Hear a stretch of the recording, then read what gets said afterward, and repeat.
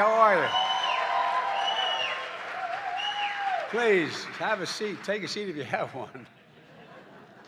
I was at a big rally not long ago, last year, and I said, everybody take a seat. And the press said, Biden's so stupid, didn't know they didn't have any chairs. Well, hello, Joliet, and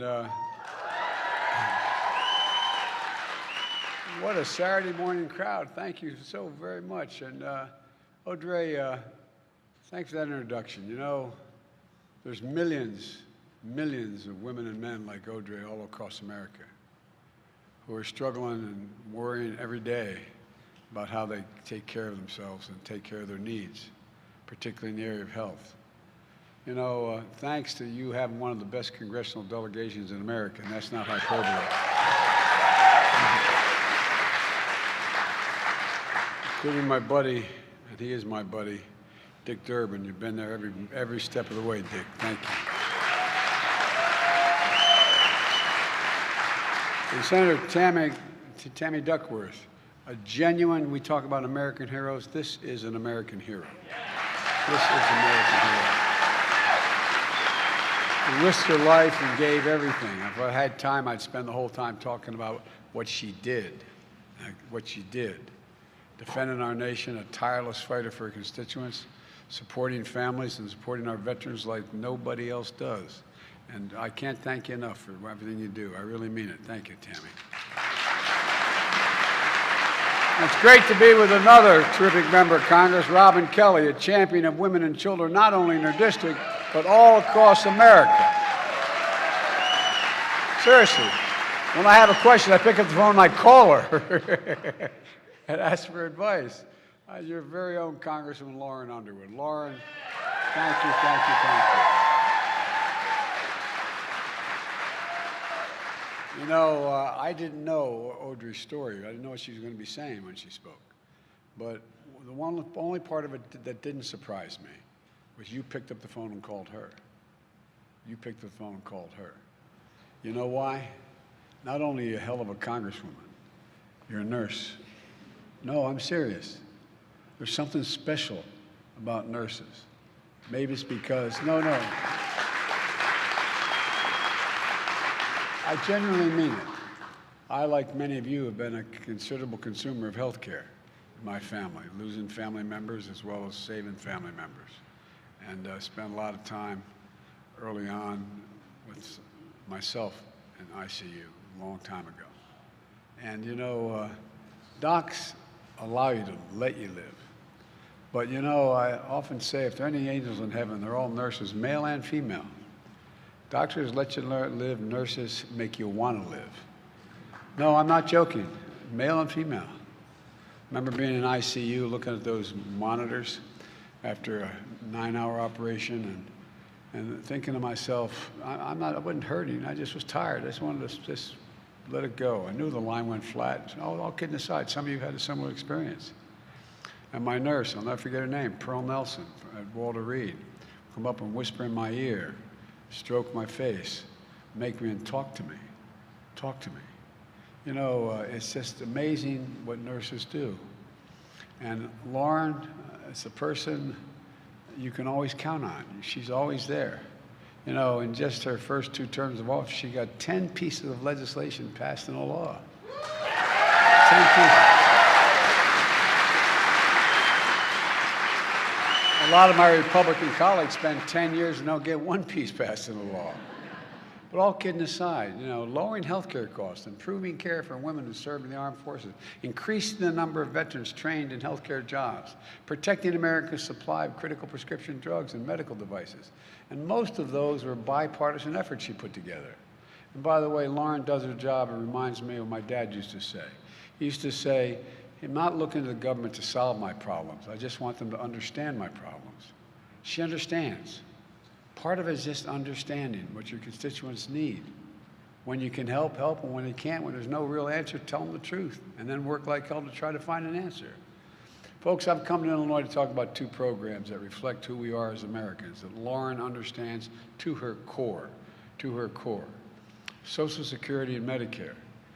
Quite frankly, I've been in the Congress a long time. I never thought I'd have to make this speech. Did you, Dick, ever think we'd be in this position? You know, these programs do something so basic and yet so important. You know, that after working hard for decades, people deserve to retire, as my dad used to say, with some dignity.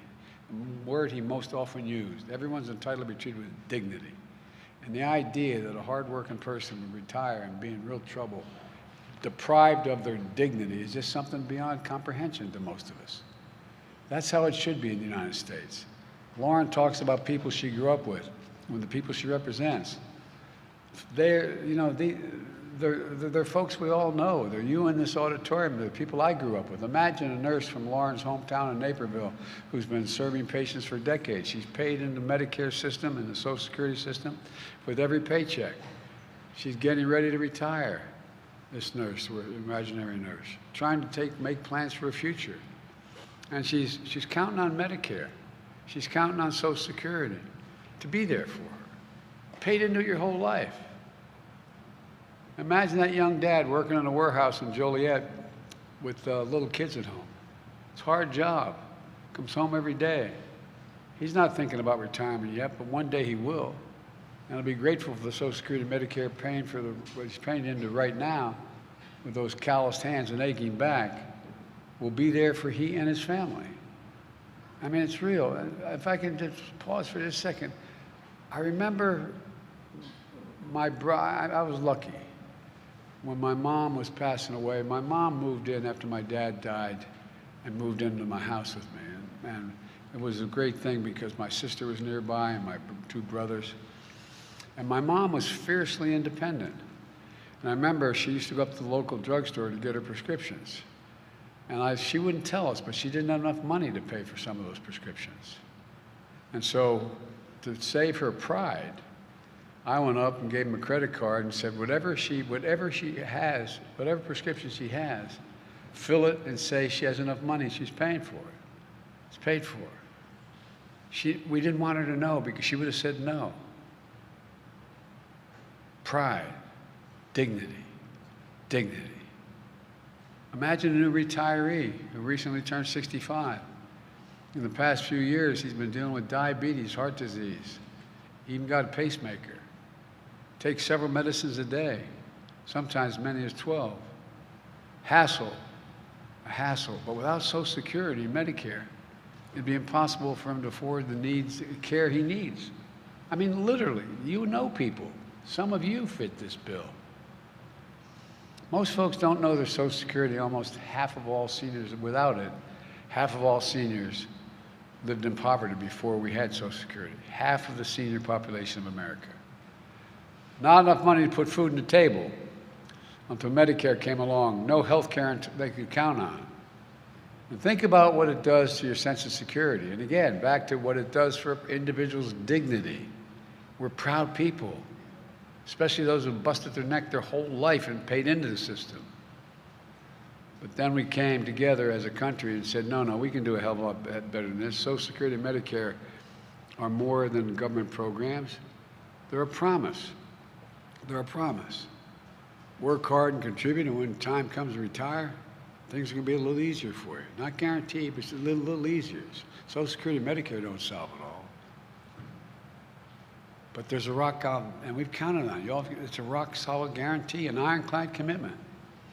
Generations of Americans have counted on it, and it works. If we didn't have Social Security, the poverty rate for those over 65 would be 4 times what it is now. 4 times. I love those signs when I came in. Socialism. Just give me a break. What idiots. Socialism. Whoa.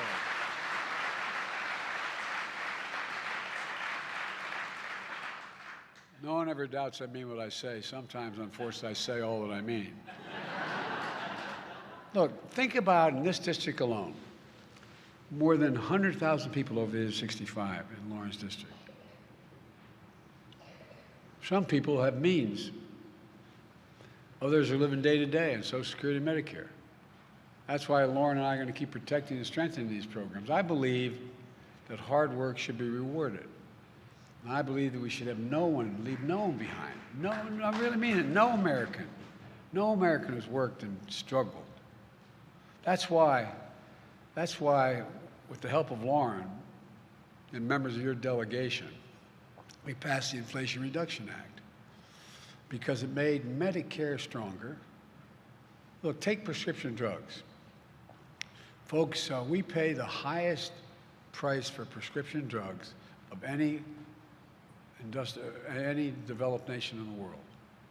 Same drug, same exact one, made by the same company, sold in Chicago and sold in Paris. It's cheaper in Paris. Not a joke. No rationale for it. None. And many of these drugs, they come up with their consequence of government research. I'm glad they came up with them. For years, we fought to give Medicare the power to negotiate what they pay for prescription drugs. Just like we do for the Veterans Administration. The VA has been able to, as they should. Hey, so you want to sell us, figuratively speaking, I don't mean it literally, aspirin at a penny a piece, we're only going to pay half a penny. If you don't want to sell it to us, we'll go somewhere else. But for years, Big Pharma has blocked us from being able to negotiate that. They were the only exception out there. But not this year. We finally beat Big Pharma. Finally.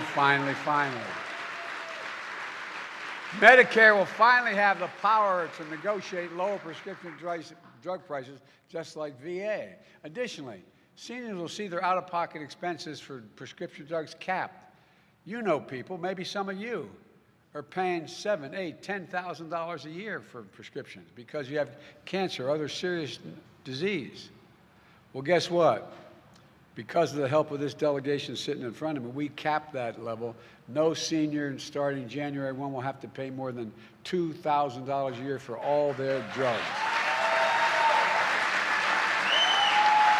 Go back. Whether their bills are now $7,000, $8,000, $10,000, $12,000, $14,000 a year, no more than $2,000 a year, and the companies will still make a lot of money. Starting in January, we're capping the cost of insulin for seniors with diabetes. How many of you know somebody who needs insulin for their diabetes? Raise your hand. Every audience. See that, Dick? Almost everybody, you know, I would say at least half this audience raised their hand.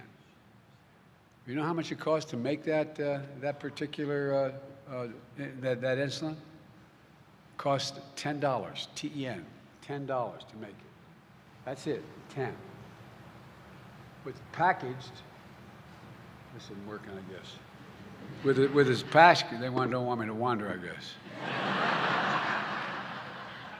With it packaged, maybe as much as 15. Well, some of you are paying $400, $500, $600 a month for that insulin. Well, guess what? You're not going to have to pay more than $35 a month, period. $35 for one insulin. So starting in January, one other thing we changed. Starting in January, Big Pharma raises drug prices faster than inflation. They're going to have to write a check for the difference to Medicare. What's the rationale?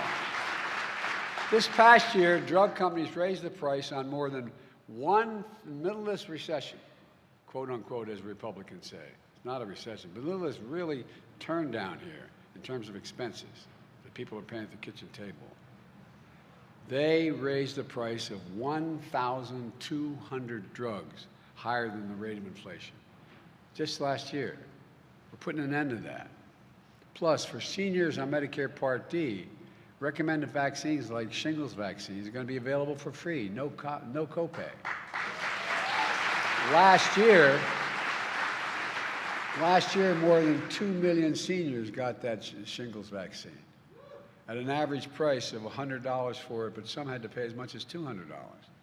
And you wonder how many seniors skipped the shot because they couldn't afford it. You know, we don't have to make that choice anymore. And we're making hearing aids affordable finally for over-the-counter, for people so they don't have to pay for those expensive visits. The FDA estimates it's going to save as much as $3,000 per pair of hearing aids. And one more thing. For the first time in a decade, Senior Social Security checks are going to go up and Medicare is going to come down. First time. Folks, all this hard-won progress is because of your delegation, not a joke. I wish I could say Republicans in Congress helped make it happen. But the truth is, every single solitary Democrat in Congress voted for the Inflation Reduction Act. Every single Republican voted against it. Every single one, not one, supported it. And now Republicans are calling to tell us their number one priority to repeal the Inflation Reduction Act. Everything I just talked about, $2,000 cap on prescription drugs, $35 a month cap on insulin, more power for Medicare to lower drug prices, all gone if they succeed. Well, they're not going to succeed, at least for the next two, because I'll veto it. But you know, savings health care premiums, $800 a month for Americans on the Affordable Care Act, which Lauren worked so hard to get done, will be gone. And of course, there's still the repeal of the Affordable Care Act they're trying to do. The Affordable Care Act is the only reason why tens of millions of people have any coverage because of a pre-existing condition. They can't get insurance other than through the Affordable Care Act. And folks, they're also coming for your Social Security and Medicare. Rick Scott, a senator from Florida, is in charge of electing Republicans in the Senate, put out a plan to places Social Security and Medicare on the chopping block every 5 years. Every 5 years. And that means every 5 years, Congress is going to have to vote to cut, completely eliminate, or keep it as it is. This is their little, this is Scott's Republican platform they put out. Let me read from it. All federal legislation sunsets every 5 years. If the law is worth keeping, Congress can pass it again. So every 5 years, you're going to have to vote on whether we're going to have Social Security anymore, or cut it, whatever. Every 5 years. I mean, what is with these guys? Same with Medicare. In other words, it goes out of existence if we don't vote to keep it. Isn't that wonderful? And then along came Ron Johnson, Senator Johnson from the state of Wisconsin. He thinks waiting every 5 years to try to eliminate Social Security is too long. He thinks Social Security and Medicare should be in the chopping block every single year, along with veterans' benefits and everything else in the federal budget. If Congress doesn't vote to keep it, it goes away. It's gone. You've been paying for this your whole life. Now these guys want to take it away. Who in the hell do they think they are? I really mean it. Think about it. I mean, they're saying it out loud. Did you ever hear Dick? Do you think anybody would be saying this? We knew where their heart was, but the idea. And what do Republicans want to spend that money on instead? Well, what they want to do, they're really upset with Dick and all of us for making sure that the 55 Fortune 500 companies that paid zero in tax now have to pay a horrible 15% in tax. Well, I want to go back. I want to go back here. Look, think about it. Think of what these guys, they want to make the tax cut that they voted under the last president. They didn't pay for a penny of it, not a penny of it. They want to make it permanent. They want to continue, they want to slash the number of agents that are out there and at IRS to look at their forms. They allow some of the largest, most profitable companies in America to go back to paying zero. Like I said, that $2 trillion tax cut, which overwhelmingly benefited major corporations and the wealthiest among us. They want to make sure it's, and by the way, when I ran, I promised you that no one making less than $400,000 a year would have a single penny in their taxes increased. And I've kept that promise. Not a single penny.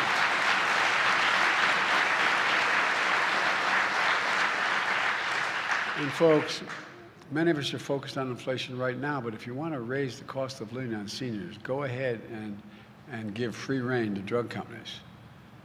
Imagine what that's going to do if we see these prices continue to go up, skyrocket. It's called inflation, and it affects ordinary people every single day. Go ahead and reduce Social Security or Medicare. Watch what happens to the cost of living for hardworking people in Illinois. That's inflation. My dad used to say that if you take a look, at the end of the month, you have enough money to pay for all your regular bills and have a little breathing room, just a little breathing room, a little left over. Well, these guys don't want there to be any breathing room. Now Republicans in Congress are saying they're not going to cooperate in cutting, unless I agree to cooperate in cutting Social Security and Medicare, or they'll shut down the government. New York Times, front page, top of it says GOP signals plans to shrink Social Security and it goes on. It says congressional Republicans eyeing the midterm elections victory could hand them control of the House and Senate have embraced plans to reduce federal spending on Social Security and Medicare, including cutting benefits for some retirees and raising retirement age for both programs. It goes on. Folks, look, we're not making this stuff up. But the real thing, the idea they threatened a default on the federal debt if we didn't go along with them, nothing would create more chaos or do more damage to the American economy than that. Let me close with this. Over the last year, we faced some of the most difficult challenges in our history. We're making real progress thanks to people like Lauren and the rest of your delegation. As I said, she's a nurse at heart. She'll protect Social Security and Medicare, take on big pharma and lower drug prices, make Americans' health care a right, just not a privilege. All of you are the reason I've never been more optimistic about the future of America. You just have to remember who in God's name we are. We are the United States of America. There's nothing within our power that's beyond our power. There's nothing, I really mean it, nothing. We're the only nation in the world that's come out of every crisis stronger than we went in it. The only one. It's because of who we are. And we're forgetting it. We've got to step up. We've got to make sure we protect the American people. Basic fundamental rights that are in jeopardy. And right now, we have 3 more days. 3 more days. If you haven't already voted, and an awful lot of you have, make sure you vote. If you have voted, go knock on your neighbor's door. Take them to the polls. Help them out. Convince them to work. Convince them to show up and vote. And I'll take my chances. Democrat or Republican, they haven't voted. I'd have them vote, because they know what's going on. They really do. So, folks, it's been a great honor to be able to work with your delegation. I hope to God I'm able to continue to do that for at least the next 2 years, maybe beyond that. But in the meantime, keep the faith. Every time I'd walk out of my Grandpa Finnegan's home up in Scranton, he'd yell, "Joey, keep the faith." And my grandmother would yell, "No, Joey, spread it." Let's go spread the faith. God bless you all, and may God protect our troops. Thank you, thank you, thank you.